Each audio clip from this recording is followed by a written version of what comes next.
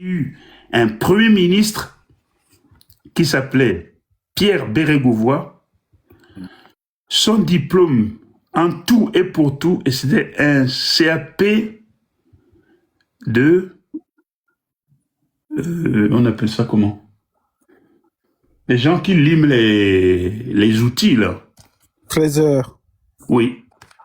Un CAP de fraiseur. Il est devenu ministre de Mitterrand et premier ministre de la France. Mais il y a des gens qui sont compétents, qui sont intelligents, qui sont courageux et qui arrivent. Et puis il y a les autres. Les autres comprennent rien à rien. Ils ne comprennent rien à rien. Merci, Président. Est-ce que je peux apporter un élément de réponse à Voilà, tu peux y aller, Joël. À notre frère qui a posé la question. Que les gens vous attaquent pour vous dire pourquoi est-ce que vous collaborez avec le M66. Vous devez comprendre qu'ils sont en service pour une raison ou d'un bord ou d'un autre pour vous démotiver.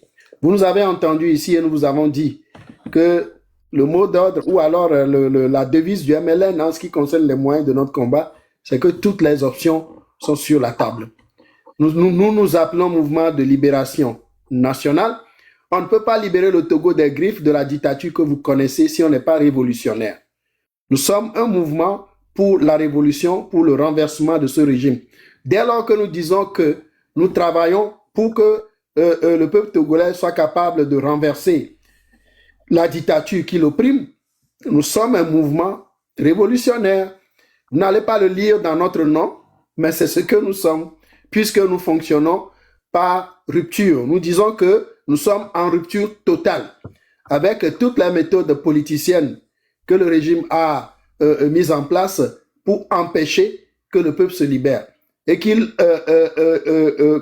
utilise contre l'opposition traditionnelle, hein, et qu'il a pu tenir en haleine pendant 35 ans maintenant. Nous disons que nous sommes en rupture totale avec cela. Nous ne sommes pas un parti politique, nous n'irons pas à des négociations, nous n'irons pas à des élections. Nous ne voulons offrir à Fonya Singbe et sa clique de malfaiteurs aucune occasion d'utiliser contre nous les mêmes méthodes qu'ils ont utilisées contre l'opposition traditionnelle pendant 35 ans. Là, vous pouvez compter là-dessus, il n'y aura pas ça.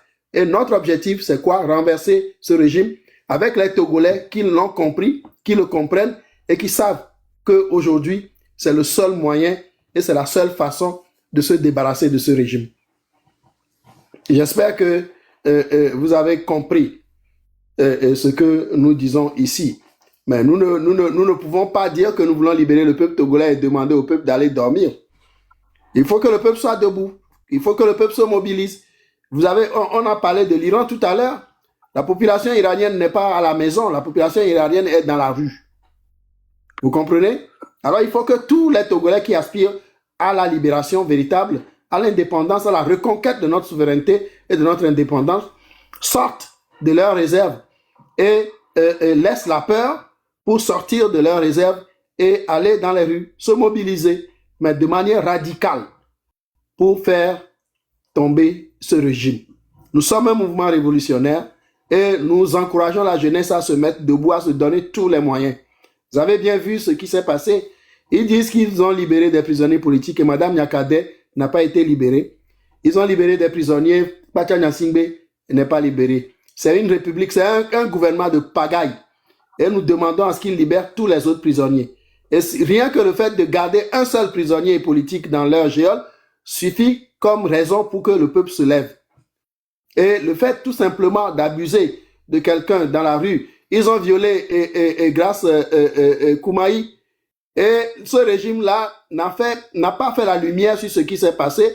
Ils ont même cherché à l'intimider. Ils sont allés lui donner des coups de crosse et des coups de rangée sur son lit d'hôpital. C'est assez suffisant pour que le peuple togolais se mette debout. Et nous sommes prêts. Et nous sommes prêts à accompagner le peuple. Nous sommes prêts à être devant le peuple comme à être derrière le peuple, mais à nous assurer que ce régime tombe, si nous le voulons bien, si le peuple le veut bien. C'est ça, c'est de ça qu'il s'agit. Ne vous posez pas ce genre de questions, ne nous les posez même pas. Vous savez très bien ce que nous voulons pour le pays et vous savez par quelle voie nous pourrons l'obtenir. Merci, merci, Monsieur Joël. Bon, Monsieur Mota veut dire quelque chose pour ce que... Non, je voulais passer la parole à Éloi Koussao. Ah, ok. Vous voulez ajouter quelque chose?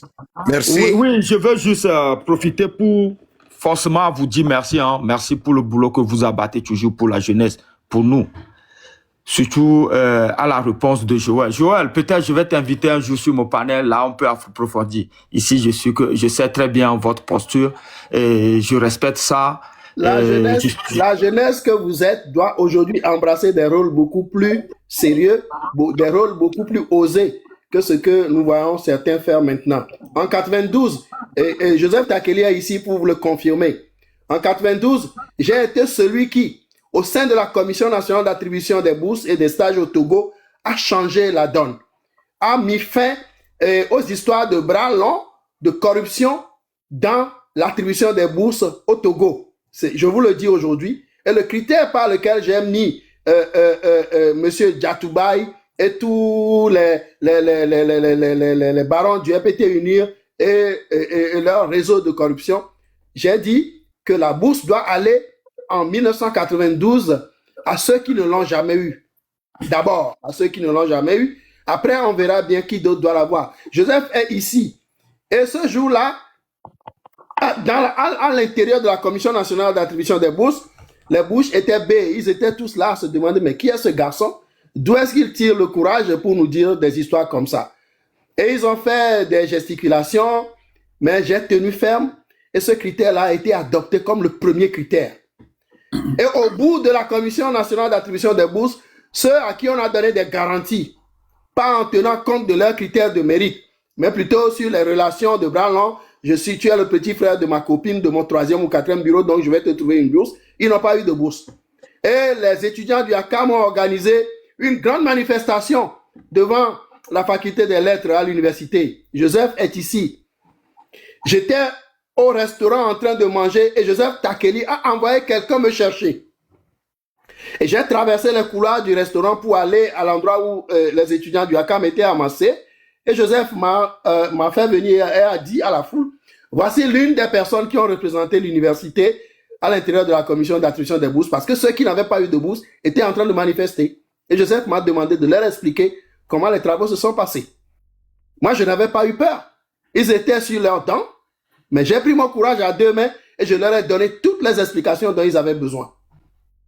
Et quelques heures après, on nous a convoqués à la primature chez Joseph Kokou Kofigo pour aller lui expliquer qu'est-ce qui s'est passé, pourquoi certains étudiants qui étaient des chouchous des barons du FPT n'ont pas pu obtenir leur bourse. Moi, j'ai refusé d'aller. J'ai dit que la commission est une institution du gouvernement togolais. C'était pendant la transition. La commission a fait son travail et a livré son rapport. Le président de la commission suffit pour aller parler. Vous comprenez? Donc, la jeunesse togolaise doit prendre son courage à deux mains et faire tout le travail qu'il faut. Vous avez tout ce qu'il faut pour tenir tête à ce régime. Nous savons qu'ils utilisent la violence, mais n'oubliez pas que d'autres sont passés par là, mais que nous sommes prêts à vous soutenir. Nous vous le disons tous les jours, nous sommes prêts à vous soutenir et tous les moyens dont nous disposerons, vous les aurez aussi. Nous sommes derrière vous, nous sommes devant vous, nous sommes à côté de vous, nous sommes ensemble avec vous. Et le MLN travaille pour cette mobilisation-là. De tous ceux qui pensent que nous devons nous lever pour mettre fin à ce régime, pour que le peuple respire, pour que le Togo soit libre. Merci Joël, merci beaucoup pour ces éclaircissements.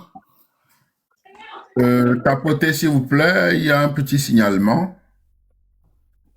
Tapotez, un instant. Voilà, merci. Je passe la parole à mon ami Éloi Koussao. Bonsoir Éloi ou bonjour. Bonjour plutôt. Merci à vous, merci au modérateur pour l'invitation. Je ne peux pas ne pas l'accepter. Juste pour dire un grand merci aux invités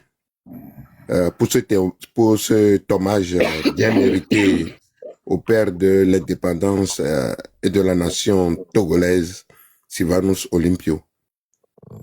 Si j'ai un mot à nous dire, c'est de ne pas abandonner ce combat pour un Togo digne. Je sais très bien que c'est votre préoccupation, libérer le Togo de la dictature. Je me souviens de comment, avec hargne et détermination, le grand frère Kofi Yamyam l'avait martelé au cours d'une conférence organisée par Suso Togo en mai 2006 à Paris, où j'ai eu l'honneur d'être invité comme responsable du mouvement patriotique du 5 octobre, MO5. Merci à tous les panélistes et invités, entre autres Joël Lamouvin, Joseph Takeli, sans vous oublier notre hôte Ali Mokhtar à Kondo. Merci. Encore une fois, n'abandonnons pas ce combat pour un Togo digne. Merci, Éloi. Quand nous nous retrouvons, vous savez bien que où nous nous appelons, c'est pour parler du Togo, notre cher pays, le Togo. Tout à fait. Joël, récemment encore, oui, je peux dire récemment, c'est pas tellement loin, on s'est retrouvé à Montréal, au Canada, où malgré nos discussions à Ottawa, tu m'as fait l'amitié de venir m'accompagner jusqu'à l'aéroport le jour de mon départ. Je sais. Et même si c'est à Bruxelles où on se retrouve, on parle du Togo. Et avec Ou à Minneapolis, vraiment à la NAC. conscience. Donc, que Dieu dit doyen Mota Ali. Je salue son sens de l'amitié vraiment fraternel.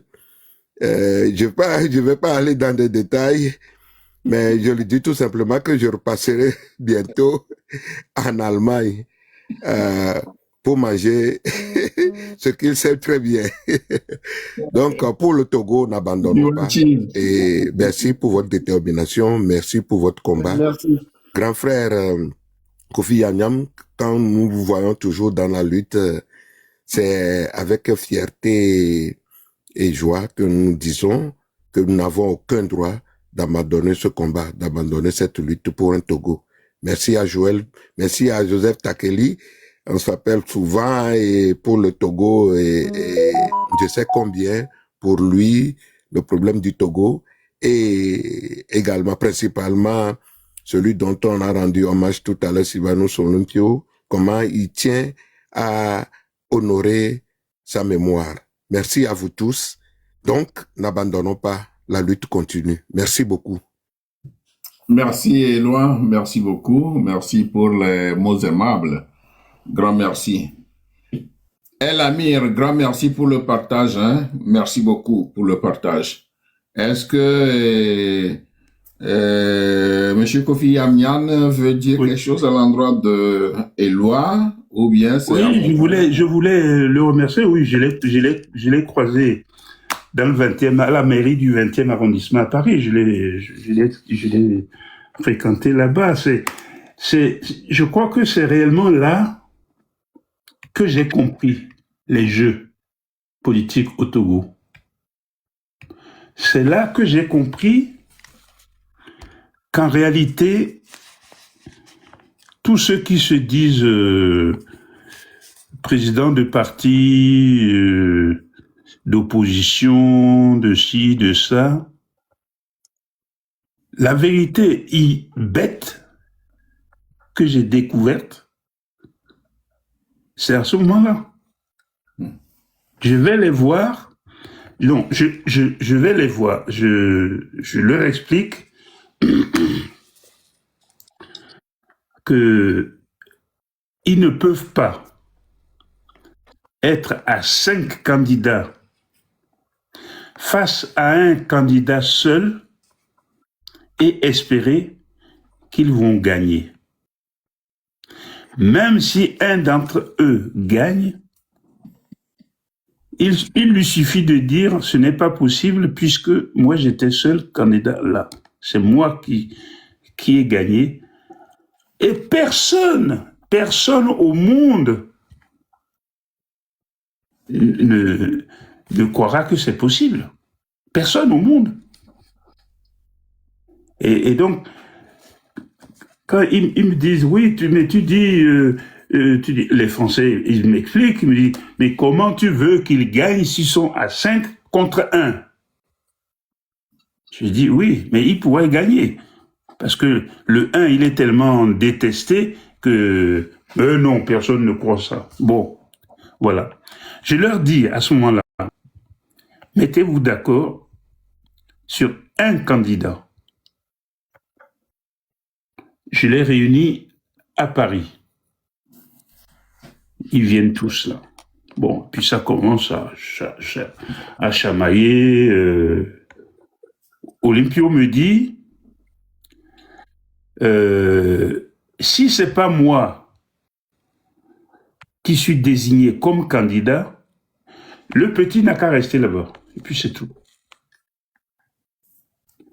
Je dis, mais tu peux pas dire ça. Tu peux pas dire une chose comme ça. Comment il s'appelait pas Epiphanio, c'est comment Gilles Christ. Tu peux pas dire ça. On va discuter, on va voir qui est le mieux placé. Alors, Kodjo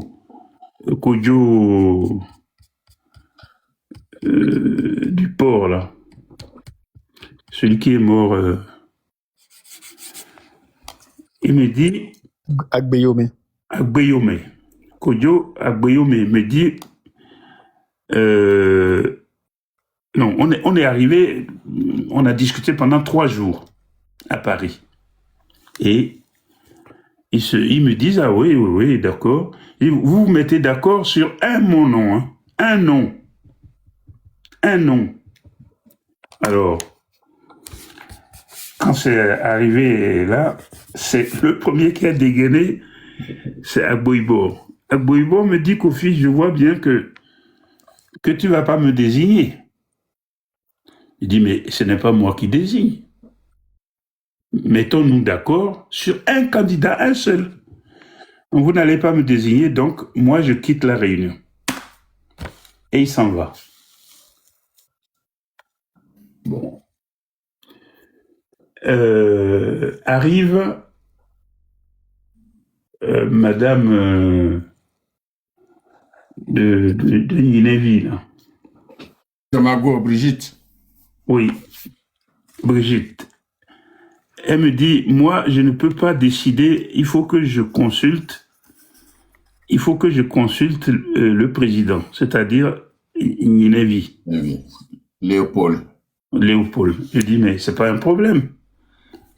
Tu consultes Léo, et puis tu me dis, va dans le bureau à côté, là. C'est mon bureau, là. Tu vas là. Le téléphone qui est là, tu peux l'utiliser. Tu appelles Paris, tu appelles Lomé. Voilà. Il revient, il me dit, voilà. Léo ne veut pas. Bon. D'accord. Et il restait à Guéomé, l'autre là, le petit Mouva là.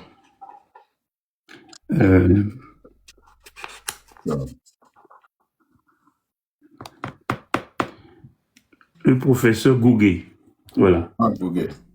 Gouguet dit oui, mais ils ne voudront jamais de moi, donc moi je m'en vais aussi. Bon. Et donc, effectivement, on décide de donner le poste de candidat à l'UFC. C'était Gilles Christ? Hein? Non, pas Gilles Christ, c'était celui qui était qui avait remplacé Gilles Christ là. Ah. Tu vois? C'est 2005, hein? Fabre. Non, 2005, ça. Bob Akitani. Bob Akitani. Bob Akitani, je m'excuse. Voilà. Bob Akitani, c'est lui finalement qu'on a choisi Parce qu'ils étaient tous énervés par cette affaire et je leur avais dit, si vous continuez comme ça, moi je vais me présenter et je vous vire tous et je serai le seul candidat. Et vous allez voir, je vais le battre. Et là, ils se sont mis d'accord pour Bob Akitani. Bon. Et voilà, on commence à discuter parce qu'on savait qu'ils avaient gagné. Ils avaient gagné. Et les militaires disent, pas question. Pas question. Ça sera... Voilà. Bon. C'est là que j'étais donc... 2005, c'était Chirac. C'était Chirac qui était président. J'étais allé le voir pour lui expliquer, comme ça. Il me dit, mais le fils Eyadema, c'est mon fils. Eyadema, c'est mon ami. Alors, il dit, Chirac, c'est pas comme ça que ça marche. C'est pas une histoire d'amitié. C'est une histoire de sauver le pays. En tout cas, me dit-il, je ne prendrai pas position contre le fils Eyadema. Bon. C'était plié, là. Et c'est comme ça que j'ai compris qu'en réalité, aucun de ceux-là ne voulait le pouvoir. Aucun. Ils faisaient de la comédie. Quand ils disent « je veux être candidat », on leur filait de l'argent et voilà, ils se taisaient. Moi-même, quand j'étais candidat en 2010, j'ai bien vu comment ça fonctionnait. Un jour,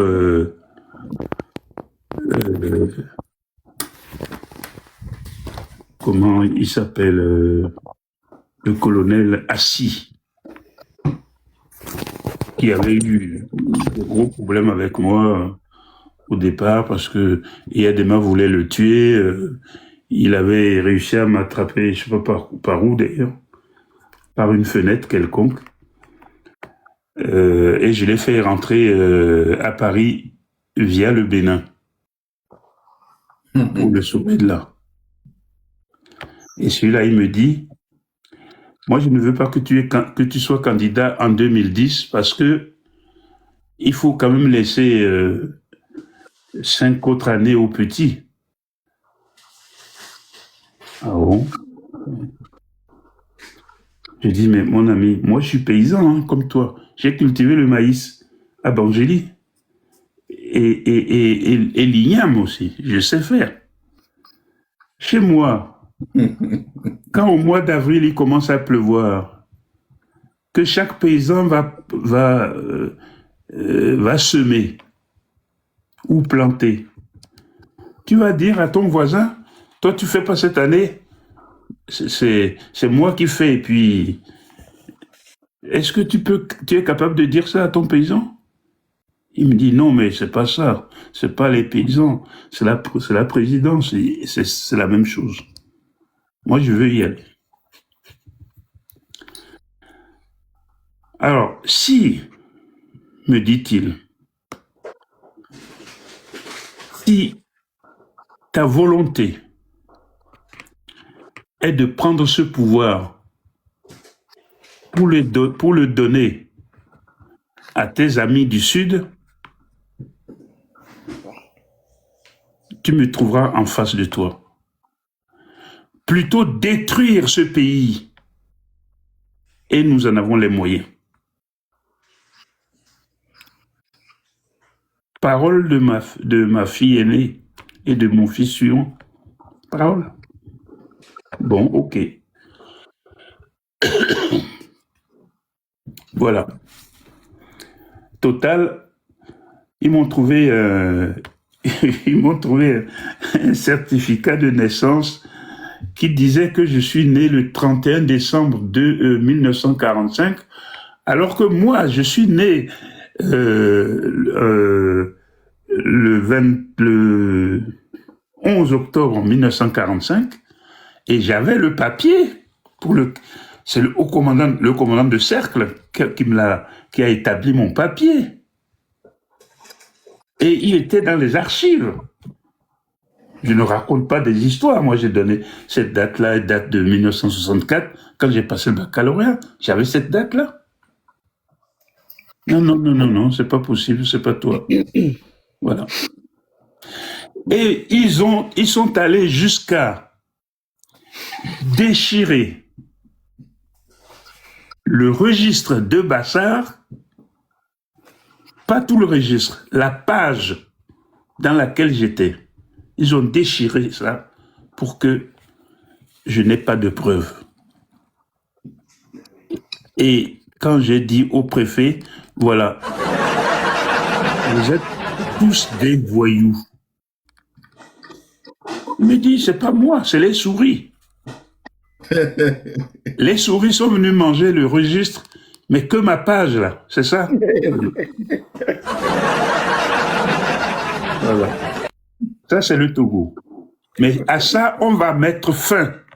Amen. Voilà. Il faut mettre fin à ça. C'est une injure. Ça, c'est une injure pour le genre humain. Le Togo n'a pas le droit d'être traité comme ça. Et les Togolais non plus. Ils ne sont capables de rien. Eh bien, qu'ils fichent le camp. Déjà, ils ne comprennent rien à rien.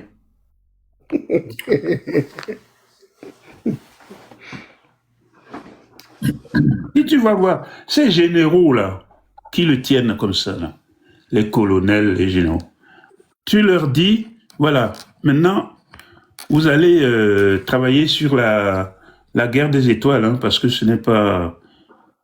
Ils ne savent ni lire ni écrire, ces gens-là. Rien. Ils sont comme leurs patrons, des ignares. Un mot de 3 mots. Mais c'est pas possible, voilà. Et donc c'est vraiment nous humilier, c'est nous humilier que de laisser ces gens-là être les patrons d'un pays. Un pays avec 9 millions d'habitants. C'est une humiliation sans nom. On ne peut pas accepter ça. Eux, s'ils veulent accepter, qu'ils acceptent. Moi, non. Nous, on n'accepte pas ça.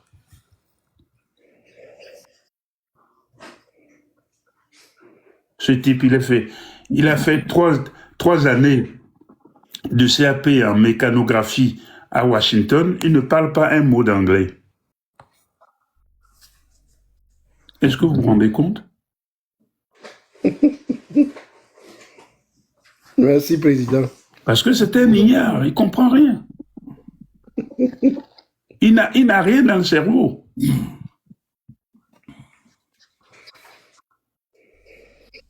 Président, On a fait finalement la veille pour le 13 janvier. Merci, Président. Moi, je ne voudrais pas vous parler de l'opposition qui avait été invitée ici à Brême, dans la ville où je réside. Oui. Donc, c'était à la veille de l'élection présidentielle de 98. Pour Oui. qu'il parle d'une seule voix, et Voilà. désigner le candidat unique. Donc, ils étaient arrivés. Bon, la mission de Bremen était celle qui les avait convoqués. Donc, il y avait les Nyeri, Agboibo et consorts. Bien. Et moi, je n'étais pas, c'était à Hambourg. Moi, je n'étais pas allé, mais j'avais des relations avec la mission de Brême. Bien. Donc, le pasteur les pasteurs responsables de cette invitation étaient avec eux à Hambourg. Et j'avais d'intenses communications avec l'un des pasteurs. Donc, ils ont fait leur réunion.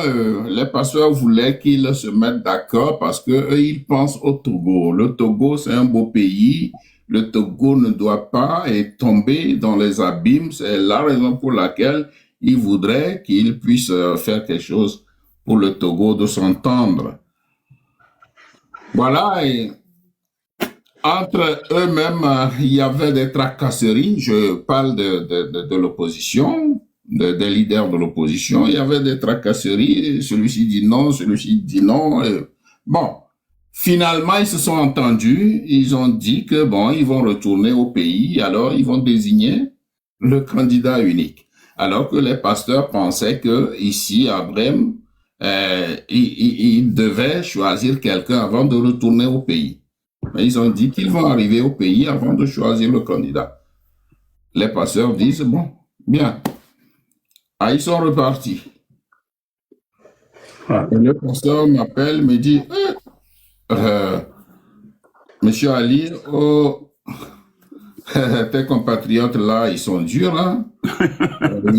Ils ne se comprennent pas entre eux. On a tout fait, ben, ils disent qu'ils vont arriver au pays avant de choisir. Mais quand ils sont arrivés au pays, qu'est-ce qui s'est passé? Chacun est allé de son chemin. Voilà. Chacun est allé de son chemin. Et Zarifou perd son âme, Zarifou par ici, Inevi par là, et Agboibo de l'autre côté, etc., etc. Voilà. Donc, c'était la petite histoire. J'ai voulu abonder dans le même sens que M. Yamian. Il a parlé de nos frères. Si tu permets, avant Hambourg, il y avait eu Würzburg. Würzburg. Il y avait Würzburg qu'ils ont aussi royalement boycotté. Et à cette rencontre à laquelle j'ai participé, nous s'était présenté que Andoche Noutepe Bonnet et Zeus à Javon, qui représentaient à l'époque l'UTD. Et il y avait Jean Kissi qui n'était même pas encore dans la direction du CAR. Voilà les trois personnes, je dirais, remarquées ou remarquables qui s'étaient présentées. Donc, je voudrais faire une proposition à cette étape de notre live. Le président, il a été patient. Ouais. Et il a tenu ferme pendant tout ce temps. Il est 3 heures passées chez vous, hein? Oui. Oui, justement. On fait ça. Un mot à Ali. Ouais. Il est 3 heures. Ouais. Moi, il faut que j'aille me coucher. Hein. Oui, vraiment. Je devais arrêter le live plus tôt, mais il y a des compatriotes qui sont venus et ils ont voulu, effectivement. Mais avant d'aller me coucher, je voulais te remercier pour tout ce boulot-là. C'est un devoir. Vraiment.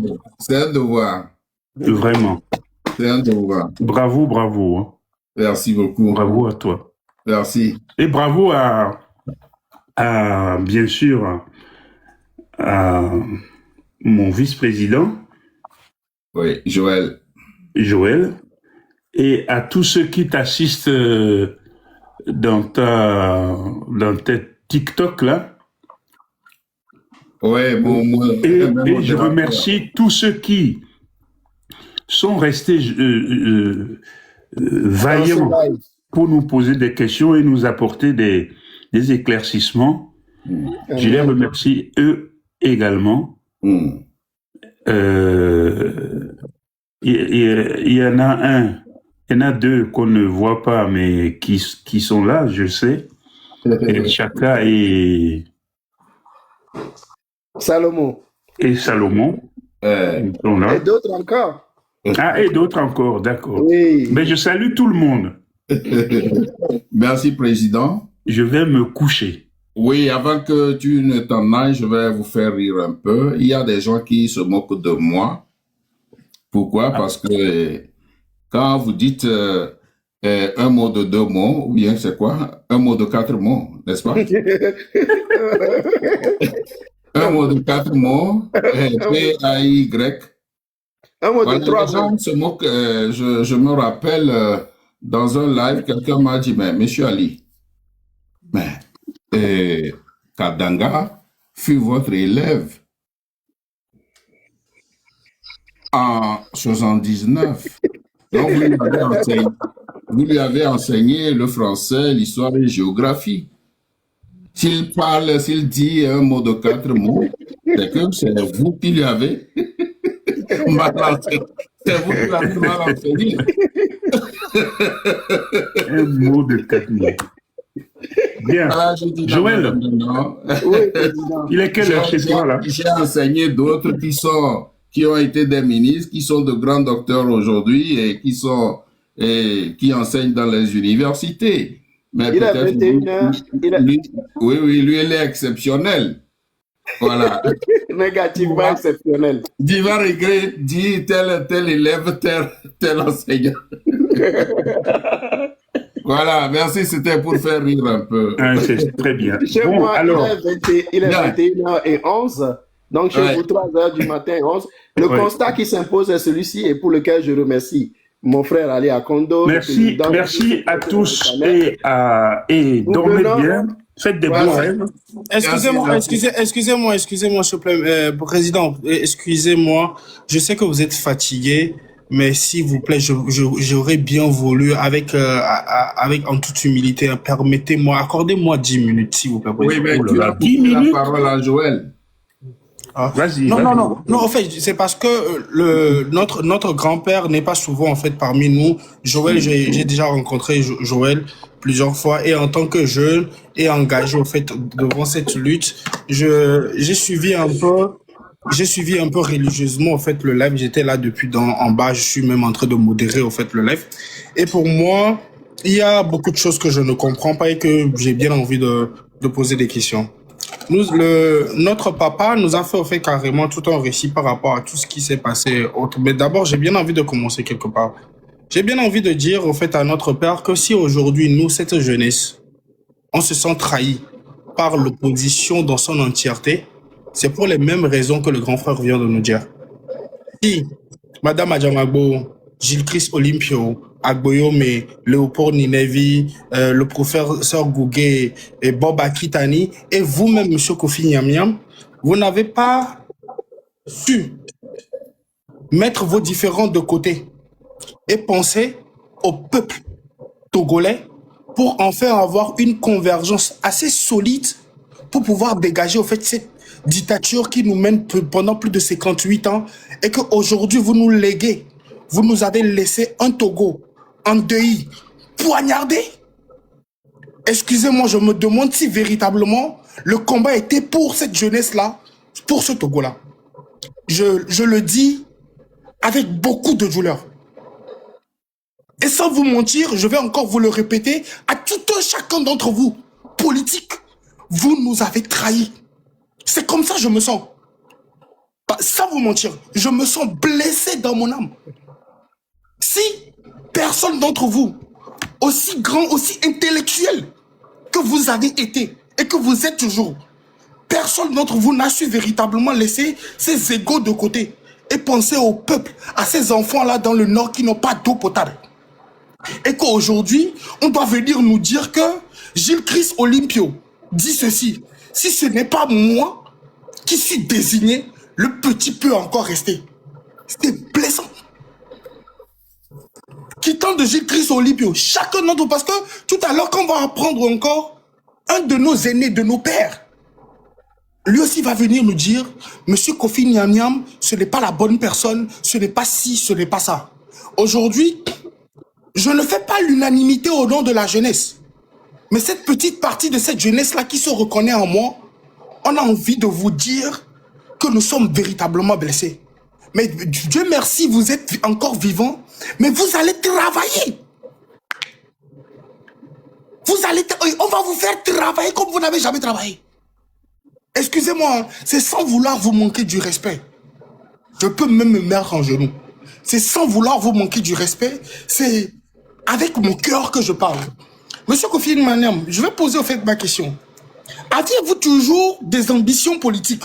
Ce sera ma première question. Pensiez-vous qu'aujourd'hui, une convergence de toutes les forces politiques peut faire un changement au fait au Togo? Si déjà hier, la convergence a conduit au fait à des catastrophes et nous a maintenus, au fait, toujours dans la dictature. Vous dites devant, vous nous dites, vous êtes devant et derrière aujourd'hui cette jeunesse. Quelles sont les actions concrètes, précises, que vous pensez aujourd'hui nous mettre au fait à disposition sur le terrain pour qu'on puisse véritablement pousser au fait ce régime dehors? Parce que pour nous n'allons pas céder, nous n'allons pas donner cette lutte à nos enfants. Aucun de nos enfants ne portera plus le poids de cette misère. C'est mes questions. Et en plus, j'ai envie de vous dire aussi quelque chose. Si la défaite, elle est de Gilles Christ ou d'une partie politique ou une autre, cette défaite personnelle à tout chacun d'entre vous, moi, je vous l'attribue au fait à vous tous, politiciens. Elle est collective au fait à vous tous. Excusez-moi, excusez la tonalité de ma voix. C'est mon cœur qui a parlé. Merci. Merci beaucoup. En tout cas, je te remercie d'avoir été si honnête. Parce que j'ai vu aussi que chez nous, ce n'était pas la qualité première. Ni chez les politiques, ni chez les non-politiques. Et je suis content de t'avoir entendu. C'est même, je suis même surpris que ce soit seulement maintenant que tu viennes me dire ça. Parce que tous les gens qui travaillent avec moi me connaissent, hein, j'écoute beaucoup. J'écoute énormément. Et je rappelle, je retiens ce qu'on me dit. Est-ce que je suis toujours en politique? Non, pas vraiment. Je suis en politique sur les marges. J'aimerais bien que ça fonctionne. J'aimerais bien voir ça. J'aimerais bien voir ça. Et ce que je pourrais vous dire dans la vérité, comme vous-même vous me dites la vérité, c'est que je ne suis pas dans la politique pour me faire élire président ou je sais pas quoi.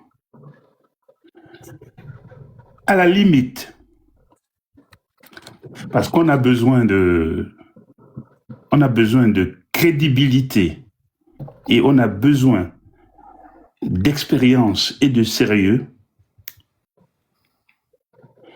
S'il fallait faire 1, 2, 3 ans de transition pour que les choses se mettent bien en place, qu'on mette des garde-fous tels que plus jamais une chose comme ça ne revienne au Togo. Ça existe, hein, on peut faire ça.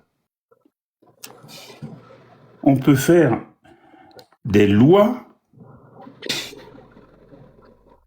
qui fassent que plus jamais personne ne puisse faire un coup d'État militaire, un coup d'État juridique, et puis que la corruption soit définitivement arrêtée. On peut le faire.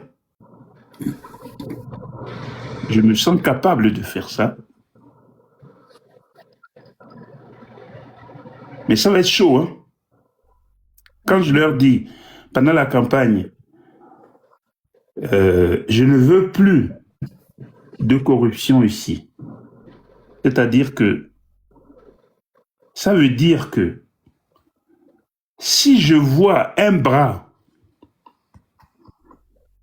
qui va dans une caisse pour se prendre des sous parce que c'est une caisse d'État, je lui coupe le bras. Je le lui coupe. Tu mets le bras là, il est coupé. Et tout le monde saura que ton bras a été coupé parce que tu as tenté de voler. Plus de corruption. La loi pour tout le monde, la même, est appliquée.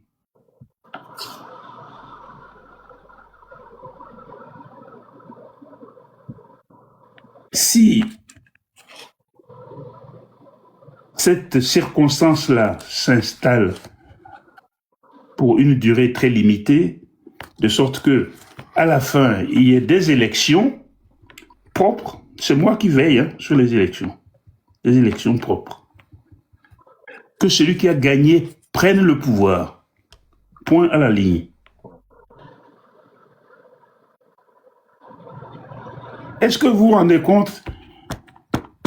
Ils disent qu'ils vont décentraliser le Togo. Ils créent des communes. Et les communes n'ont pas de nom. Ils ont des numéros. C'est du n'importe quoi, ça. Et par rapport à la deuxième question qui est de savoir, est-ce que vous pensez qu'aujourd'hui, après tout ce qu'il y a comme convergence, bien avant qui n'a pas fonctionné, aujourd'hui, cette jeunesse-là que nous sommes, nous nous confrontons encore à une convergence? Nous sommes aujourd'hui il faudra trouver une convergence. Ouais. Nous sommes encore confrontés, encore une fois, à une convergence. Non, on trouvera la convergence. Ouais. Est-ce que vous pensez, parce que sincèrement, est-ce que cette jeunesse-là que nous sommes aujourd'hui, vos petits-fils, parce que nous ne sommes pas, vous n'êtes pas nos frères, nous sommes vos petits-enfants. Je suis vos grands-parents. Ouais, vous n'êtes pas, je ne peux pas me permettre même de vous appeler papa. Vous êtes nos grands-pères. Absolument. Ok. Est-ce que vous pensez, pendant tout ce temps-là jusqu'à aujourd'hui, la convergence des politiciens, des mêmes régimes, des mêmes politiciens, des mêmes partis politiques qui sont toujours là, avec qui la convergence a toujours été catastrophique. Nous, aujourd'hui, nous sommes, bien que jeunes, jetés au fait devant cette dictature. Nos enfants meurent dans la lagune aujourd'hui. Rien n'a changé. Nous sommes encore confrontés à une convergence. La majeure partie de cette jeunesse-là qui arrive à prendre la parole n'ose même pas rester dans le pays. Et sur le terrain, nous avons encore une assemblée de partis politiques. Nous avons foi. Nous sommes conscients et à réfléchir, seule une convergence peut nous faire sortir de cette... Essaie de limiter ton temps de parole. On a assez retenu, M. Kofi. Pour nous faire sortir de ça, est-ce que vous pensez qu'aujourd'hui, la convergence, la véritable, est possible? La convergence est possible, je viens de te le dire. Absolument, c'est possible. C'est une affaire d'intelligence moyenne, de réflexion. C'est possible. Si le président permet que j'apporte quelques éléments de réponse à notre jeune compatriote, je voudrais lui demander de ne pas faire trop d'amalgame dans son intervention.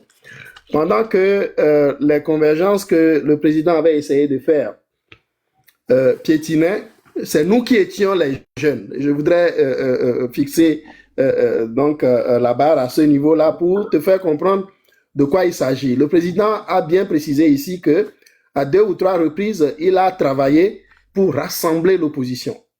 Il n'est pas responsable des égos des uns et des autres.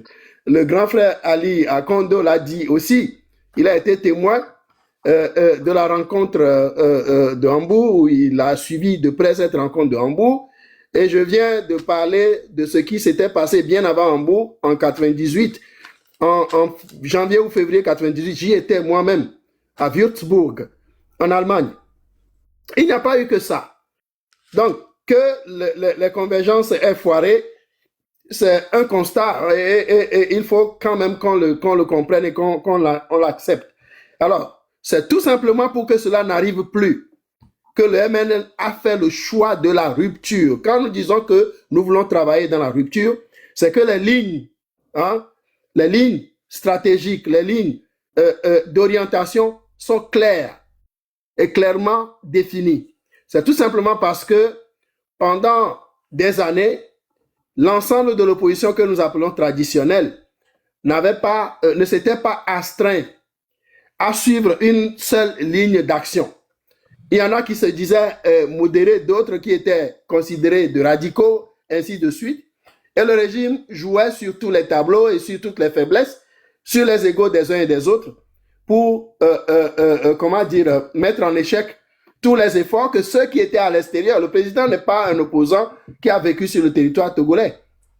Et sa première tentative d'être candidat à une élection présidentielle, il a dit ici quel a été le résultat. C'est-à-dire que sa candidature a été rejetée. Et ce qu'il faut comprendre, c'est que quand cette candidature-là avait été rejetée, il s'est rabattu sur le candidat qui paraît le mieux placé et il a soutenu à bout de bras jusqu'au bout du processus et jusqu'à la victoire. Monsieur Joël, j'ai compris ça. Je ne suis pas en train de mettre au fait un truc là. S'il vous plaît. On va libérer Monsieur Kofi. Voilà, donc il ne faut pas faire d'amalgame et la question de savoir qu'est-ce que le MLN va mettre aujourd'hui sur le terrain pour que on commence pour qu'on sache que ça va marcher. Je pense que cette plateforme n'est pas le lieu de parler de ces choses. Si vous êtes membre d'une organisation ou d'une aile du M66 ou bien de la jeunesse engagée aujourd'hui, trouvez le temps de nous contacter pour qu'on essaye de voir qu'est-ce que vous pensez réellement et qu'on essaie de voir sur quoi est-ce qu'on peut travailler ensemble. Nous ne pouvons pas parler des questions de stratégie ici dans ce live aujourd'hui. Le live est destiné à faire un retour sur l'histoire de l'assassinat de Sylvanus Olympio et sur les valeurs qu'il a apportées pour la libération du Togo, pour le développement et l'avancement de notre pays. Donc, si vous voulez bien avoir une prise de dents avec nous, ouais, vous êtes le bienvenu, mais trouvez un meilleur moment pour qu'on en parle et à partir de ce moment-là, on saura qu'est-ce qu'on peut faire ensemble avec vous. Je vous ai dit quelque chose aujourd'hui. J'ai dit que vous devez oser. Nous, on a osé en notre temps, la jeunesse du M66. Vous faites beaucoup de bonnes choses, mais vous devez oser, vous devez aussi vous inscrire dans cette démarche-là de tout mettre en œuvre pour que le pays change et soit libéré. Frantz Fanon a dit que chaque génération doit, dans une opacité relative, découvrir sa mission. Chaque génération, vous les jeunes d'aujourd'hui, nous les plus âgés que vous et les plus vieux que nous, chaque génération doit, dans une opacité relative, découvrir sa mission, la remplir ou la trahir. Et il faut que la jeunesse engagée d'aujourd'hui fasse le travail de découvrir la totalité de sa mission et se donne les moyens, avec l'aide de nous tous. Moi, je suis dans mon rôle et je suis en train de faire de mon mieux pour le jouer efficacement en faveur de la jeunesse, en faveur du peuple togolais et des gens même de ma génération. J'ai raconté juste une petite partie de mon histoire dans cette lutte. Vous ne pouvez pas vous imaginer, vous n'avez pas idée de ce que nous avons fait au Togo. Pendant que l'opposition faisait sa part, nous étions dans nos schémas, nous aussi. Ce n'est pas l'opposition traditionnelle au Togo qui nous a envoyés en lobbying politique et diplomatique au Nigeria, lorsque Yadema était mort et que son fils avait été placé sur la tête du Togo. J'ai été le premier Togolais que Fambaré Nachaba a reçu. Quand il était en reclusion à Cotonou, j'ai été le premier qu'il a reçu. Et on a eu des discussions de stratégie politique de fond. Joël, et on a discuté, lui et moi, on a même discuté de son projet de gouvernement s'il devait prendre l'intérim.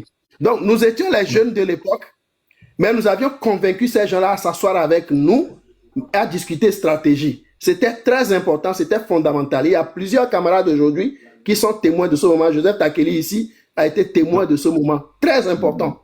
Et au cours de cette rencontre, je ne peux pas vous dire ce que j'ai entendu. Nous aurons le temps de nous parler. Prenez le temps de nous revenir dans d'autres circonstances et vous allez voir ce que vous pouvez tirer de nous aujourd'hui. Il faut chuter. Comme mouvement. Ok, merci. Merci Joël. On va Ali, Kofi Yamiam s'en aller. Ali, Voilà. Allez vous reposer, oui. on va proposer quelque chose. Est-ce que on pourrait faire un live comme ça sur les choses plus profondes, comme vient d'évoquer le jeune homme là. Comment tu t'appelles, le jeune homme là? Le Père Dieu. Le Père. Le Père Dieu. D'accord. Le Père Le Père Dieu. Est-ce qu'on pourrait Ali, est-ce qu'on pourrait imaginer une chose pareille? Moi, c'est mon devoir. Je n'attends que vous. Ok. J'ai Donc, il faut... On va demander à ouais, Papa Ali et Papa Kofi. L'exercice doit se faire dans un cadre réellement bien précis. Bien sûr. Parce que ce n'est vraiment pas le moment de l'histoire vu ce que nous voyons sur la toile. Il faudrait réellement y penser. Je pense que Joël peut aider beaucoup dans cela pour que l'on puisse l'exercer. Les questions, on peut les recevoir. Certains peuvent être répondus en direct, d'autres par écrit. Et c'est l'histoire. Et il faudrait qu'on y fasse très, très attention pour que le poids de l'histoire et les amertumes de l'histoire ne pèsent pas sur le présent et l'avenir. Je m'arrête là. Comme le Yoruba, merci beaucoup. Merci, Monsieur Kofi Yamiam, merci pour tout ce que vous avez fait pour le Togo. Nous vous en remercions. Merci beaucoup. Merci pour ce que vous continuez de faire. Merci. Force, courage et détermination à vous. Merci. Merci, Père Dieu. Ali. Bien, donc... on fait ça. On va demander à... Oui, cher aîné. À comment... Mokhtar Ali. À W de te rappeler pour voir s'il peut organiser quelque chose comme ça. Oui. Ok, Hein? D'accord. C'est intéressant, là. Oui, on va discuter après. Oui. Allez vous reposer. Merci beaucoup. Je vais me coucher. Je suis pas très loin de mon lit, hein. Mais bon. Va te reposer, président. Et je vous remercie encore une fois. Je vous embrasse très fort. Merci. En fraternité réelle. Allez, bye bye. Merci, bye bye. Merci. Merci de vous avoir retenu et longtemps. Merci beaucoup. Ouais. C'est bientôt presque 7 heures hein, de temps de live. Oui. On a fait, c'est ce que je disais quand j'avais été coupé. On a fait la véritable veille du 13 janvier aujourd'hui. Il n'y a pas un autre espace aujourd'hui au Togo où des acteurs de la jeunesse et de tous les autres domaines de cette lutte-là se sont retrouvés pendant le temps que nous avons fait pour évoquer tous les sujets qui sont d'importance aujourd'hui et pour nous. Et ça, ça m'a vraiment, comment dire, ça me fait très chaud au cœur. Et je voudrais remercier tout le monde pour tout ce que vous avez apporté, votre présence, vos soutiens. Et ça, c'est unique. C'est unique et l'histoire doit le retenir. Nous avons commencé hier et aujourd'hui chez moi à 16h. Et vous aviez commencé à 22h de Paris. Et vous voyez quelle heure il est. Et vous avez vu un monsieur de 80 ans tenir dans un live pendant tout ce temps-là. Est-ce que les gens de votre gouvernement-là peuvent faire ça, eux qui passent leur vie entre les jambes des femmes? Moi, je suis moins âgé que lui, mais je fais ça tout le temps. Voilà, merci. Donc, moi, je pense que je propose... 4 heures, 5 heures de temps de live. Voilà, je propose qu'on puisse mettre fin si cela ne vous dérange pas. Je crois que Joseph voulait dire quelque chose. Joseph a quelque chose à dire. Ah, Joseph. Merci beaucoup. Père Dieu, Oui, Joseph. Vous avez totalement raison de vous énerver. Mais j'aimerais vous suggérer un peu de modération parce que en 2006, il y a un activiste aujourd'hui bien connu qui est venu et puis qui m'a dit, Joseph, vous les vieux là, vous avez échoué. Et vous avez échoué, laissez-nous les jeunes, on va faire. Mais j'ai dit, le terrain est vôtre. Grand frère Joseph, je ne suis pas énervé. Ok. Sans vous mentir, je ne suis ni énervé, je n'ai pas de raison d'être énervé. Ok. Mais c'est que c'est mon âme. J'allais chuter pour que vous compreniez où je vais en venir. Okay. Si le grand frère avait le temps, j'allais lui poser la question. Parce qu'on a l'impression que nous tous, nous passons à côté du problème. Parce que le grand frère a dit qu'en 2005, Chirac lui-même a dit qu'on va choisir le fils d'Eyadema. Joël le sait aussi. Nyachaba était dans l'avion quand la décision a été prise que non, ce truc-là s'est plié. Ce sera le fils d'Eyadema. Kofi Nyamnyam vient de le dire. Donc, on passe à côté de la vraie raison de notre problème. Nous tous, autant que nous sommes, j'ai l'impression que l'opposition aussi a compris ça. A compris qu'elle ne pourra rien tant que le nœud du problème n'est pas débloqué depuis l'Hexagone. C'est là-bas qu'on a décidé que c'est Faure Gnassingbé qui sera président. Jusqu'à présent, c'est ça la vérité. Mais, donc, nous tournons autour, on ne dit pas la vraie raison. J'allais demander, compte tenu de cette réalité que lui-même a évoquée aujourd'hui, quel est le rôle de la France dans notre situation? Quel rôle la France joue? Parce que c'est elle qui maintient le système là. Vous voyez? Donc, Joseph, les opposants... Joseph, deux références avant que tu finisses. Mon interpellation de Macron à Montréal en juin 2018. Ouais. Et la dernière déclaration du MLN à la manifestation de Berlin. Tout à fait. Alors, ceux qui veulent comprendre, allez-y lire. C'est le MLN qui a signé. Joël, tu aurais dû leur dire aussi la réponse que Macron t'a donnée sur le Vieux-Port.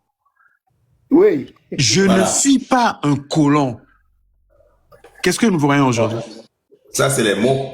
C'est les mots. Donc, Joseph, c'est l'histoire, c'est pour ça. J'ai écrit une lettre, un mémoire. Un mémoire, oui. Les jeunes doivent lire un peu. Voilà. Mon rôle, je crois que c'est Joseph aussi de temps en temps, et je leur rappelle tout le temps, nous avons tout à puiser dans notre histoire pour que plus jamais ça. Ouais. Et il faut que les jeunes s'édifient. Ouais. Là, nous avons pleuré. Ça fait 40 ans que nous sommes en exil. On a tellement pleuré, vous pouvez pas savoir. Les manquements et les fouvoiements que des gens nous ont infligés, vous pouvez pas savoir ce que ça nous a fait. Ouais. Je m'arrête là parce que... Merci. C'est pour conclure. Pendant que j'étais avec Nachaba en discussion, en âpre discussion, par rapport à ce qu'il ferait si jamais on l'aidait à prendre l'intérim en 2005, il m'a dit, la France me dit de ne pas parler, de ne pas déstabiliser le Bénin. Et il me dit, Kérékou aussi m'a dit de ne pas parler. Et je lui ai demandé, je lui ai posé la question de savoir, est-ce que vous voulez changer le Togo, oui ou non? Il dit, Joël, je veux me réhabiliter, je veux changer la vie de mon pays. Mais quand le moment était venu d'entrer dans le plan avec lequel j'étais allé le voir, qui va le prendre de Cotonou et l'amener à Lomé, il a commencé par trembler et il me dit que non, parce qu'il n'a pas reçu de visite de l'opposition traditionnelle, il ne peut pas avancer. Et je lui ai claqué la porte au nez parce qu'il devait même faire une déclaration sur RFI. Joël, tu aurais dû je voudrais terminer avec l'opposant, le parti, l'homme politique qu'il a rencontré la veille de votre départ. Il faudrait leur dire, l'homme politique béninois qu'il a rencontré. Mais voilà. Enfin bon, on va se taire parce que... Permettez-moi d'aller jusqu'au bout avec mon petit frère ici. Vas-y, Joseph, et vous allez continuer. C'est-à-dire, je voudrais dire que les jeunes, les plus jeunes que nous, vous devez vous saisir de la vraie question qui est celle de la France. Souvent, quand on dit la France, et puis les jeunes nous disent, moi, je n'ai jamais vu les Français dans les rues de Lomé en train de tabasser les gens. C'est une façon de limiter votre analyse et de ne pas voir, au fond, qu'est-ce qui maintient ce système-là. Faure Gnassingbé n'a aucun pouvoir pour nous malmener comme il le fait, s'il ne comptait pas sur une force extérieure. Donc, il ne faut pas faire des analyses superficielles. Il faut aller jusqu'au fond du problème. Et je suis désolé de le dire, j'ai l'impression que tous les opposants se sont rendus compte qu'ils ne peuvent rien. D'ailleurs, ils ne font jamais rien pour fâcher la France, si vous constatez. Ils ne disent jamais rien pour fâcher la France. Et ils sont tous dans la logique de se faire placer par la France. Donc, vous les jeunes, vous devez aller au-delà de cette situation-là pour comprendre que la France, elle a intérêt à maintenir ce que nous vivons là. Donc, ce qui fait que il est temps qu'on cesse de s'auto-flageller, de s'accuser, même d'accuser nos aînés là, et qu'on soit conscient du fait que le vrai comment on dit ça? Celui qui tire la ficelle là. Marionnettiste, c'est la France. Marionnettiste. Quand on dit ça, ne vous choquez, ne soyez pas offusqués, c'est ça la vraie question. Et comme nous avons un grand frère qui a travaillé beaucoup avec la France et qui nous a dit tout de suite aussi que Chirac lui avait dit le fils de Yadema. Donc il nous a avoué le vrai problème. Qu'est-ce qu'il fait de ça? C'est ça la question qu'on doit lui poser. C'est ce que je voulais dire. Joseph Takili. Merci, oui. Grand frère, ce que vous êtes en train de dire et tout ça, je ne pense pas qu'il y ait un jeune Togolais aujourd'hui qui n'est pas conscient des responsabilités de la France dans notre pays. J'en connais qui ne sont pas responsables, qui ne sont pas conscients. J'en connais qui m'ont déjà dit ce que vous dites là. On n'a jamais vu la France dans les rues de Lomé qui sont en train de tabasser les gens. Écoutez-moi. Je vais arrêter le live et donnons la parole à ceux qui sont montés. Il n'a qu'à parler. Moi j'ai fini. Je demande à mes modérateurs de ne plus monter personne. Okay. Moi j'ai fini quand même. Allez-y, mon Père Dieu. Père Dieu, tu veux ajouter quelque chose, mais sois bref. Ok. Moi, ce que je voulais dire, c'est que cette jeunesse-là, je pense que la majorité d'entre nous est conscient du rôle que joue en fait la France. Et ça fait des années que nous sommes en fait en train de dire la même chose, la France ci, la France ça. Nous sommes tous conscients de ça. Aujourd'hui, nous avons une réalité. La réalité, c'est le Togo et ce qui se passe au fait au Togo. Qu'est-ce qu'on fait? Parce que s'il faudrait avoir un changement, le changement doit venir en fait sur le terrain. Il faut faire le changement sur le terrain pour pouvoir enlever en fait la France. Si on n'arrive pas en fait à un changement sur le terrain, un changement de mentalité, un changement de politique et même de réflexion, et que nous restons, et c'est juste mon avis, que nous restons assez figés à chercher le diable ailleurs que dans nos pattes, à chercher le mal ailleurs que dans nos maisons. Excusez-moi, je pense que nous ne sommes pas encore prêts. Non, moi je ne propose pas de laisser un aspect du problème. La problématique africaine se formule avec deux aspects, extérieurs et endogènes. Donc moi je ne dis pas de ne pas combattre fort. Je ne le dis pas. Je dis qu'il faut faire en sorte que la France sache que nous savons et nous pensons, nous sommes convaincus que c'est elle qui maintient le système. Vous allez voir que si on pose le problème comme ça, les choses vont commencer par bouger. Les Français tiennent compte de leur image et de leur avenir. Ils sont contents de nous savoir en train de nous bagarrer entre nous et de ne jamais mentionner leur rôle. C'est très important. Moi, je n'ai jamais dit qu'il faut rien que combattre la France. Je n'ai jamais dit ça. Ok. Moi, je pense que nous avons beaucoup de choses à apprendre. Nous avons beaucoup de réflexions en fait à faire. Et moi, juste comme un petit garçon, peut-être un peu parfois irréfléchi ou je ne sais pas, je poserai des questions véritablement qui touchent au fait mon âme. Excusez-moi, peut-être parfois elle va se sentir peut-être fâchée et autres, mais sachez que quelque part c'est ce jeune-là très révolté un peu contre un peu de tout, en fait. Révolté, en fait, contre ce pouvoir, parfois confus, au fait, entre la colère et tout ça. Et la révolte. Parfois, même en colère et en révolte, même contre cette opposition, nous sommes, en fait, une jeunesse assez perdue. Nous cherchons, en fait, notre équilibre. Donc, nous avons encore beaucoup de boulot, mais surtout assez réfléchi et éclairé. Force Merci, Courage. ça va, Père Dieu. Merci. Il ne faut pas que ça soit un dialogue. Vous voyez, Joël est fatigué aussi.